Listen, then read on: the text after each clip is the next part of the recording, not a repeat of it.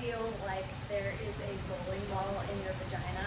And have you ever had days where your vagina feels so heavy that it's like there's a bowling ball in there that just wants to come out, or at least down? This symptom, how I would describe it as vaginal heaviness, is a common symptom of a condition called pelvic organ prolapse. Warning, do not Google pelvic organ prolapse. Instead, stick on to this video because I'm going to talk to you about different reasons why you might be experiencing vaginal heaviness. My name is Dr. Jocelyn Conley. I'm a pelvic floor physical therapist, and let's talk all things vaginal heaviness. So one really common reason for this sensation of a bowling ball in your vagina is what I mentioned before, pelvic organ prolapse. So what is pelvic organ prolapse? That is when your organs, like your uterus, your bladder, or your rectum, or multiples, are putting pressure on the vaginal walls to the point that it almost feels like there's tissue coming out. There are many different severity levels of pelvic organ prolapse, and often what I see is people come in and say that they have pelvic organ prolapse, and it's typically pretty mild. The other reason why someone might experience this bowling ball-like feeling is excessive tightness in the pelvic floor muscles. Just like any other muscle in our body, the pelvic floor muscles, a group of muscles, behave similarly. So if I had my elbow here and I was always, it didn't move, it just stayed in this position all day, that muscle would ache. It would talk to me in some way, telling my brain, hey, you gotta move your elbow, you've gotta get the blood flowing.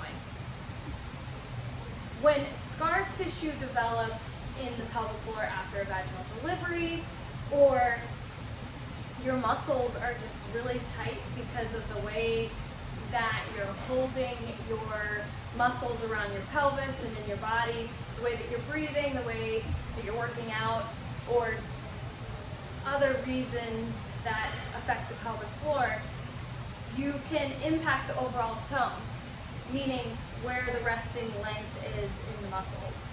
So put it in perspective, your pelvic floor muscles, if the activity is more than it needs to be, it could be like this, except it's somewhere else. Now, just keep in mind, our pelvic floor muscles are part of the deep core, so that to a certain degree, they are always going to be on because they're part of our postural stability system. So if I didn't have my deep core, I wouldn't be able to stand up like this and talk without support. But when that activity is more than it needs to be across a long period of time, that's when problems can arise. Now, another thing I want to mention is I mentioned scar tissue damage from a vaginal delivery. The problem with scar tissue, when it's not addressed, it can basically grab onto the surrounding pelvic floor muscles, which can impact the ability that those muscles' ability to elongate and shorten, and therefore produce effective work. So again, those muscles can ache and just tell your brain, hey, do something different, or help me out here, I don't feel good. And that could be with symptoms of, or objective signs, meaning if I were to do an exam, I could see some vaginal wall descent, which a different provider that has a different license can diagnose as a pelvic organ prolapse, whereas I would call vaginal wall descent. Now, I don't make many decisions or get riled up about pelvic organ prolapse until we can address that muscle tone, because oftentimes when that tone is addressed, the overall pelvic organ stability system looks a lot different in a lot of people. So I hope that makes sense. If they're really tight, like if you never move this, it would ache. Now the last reason, but not the final reason, that you can experience vaginal heaviness is excessive blood flow. So a lot of us probably heard of the term blue balls. Basically, there's a lot of blood in the testicular area, the penis, and so on, and that person does not ejaculate to release all of the buildup there, and therefore it is painful. What a lot of people aren't aware of is blue vulva, and that is when there is excessive blood flow in the vulvar area.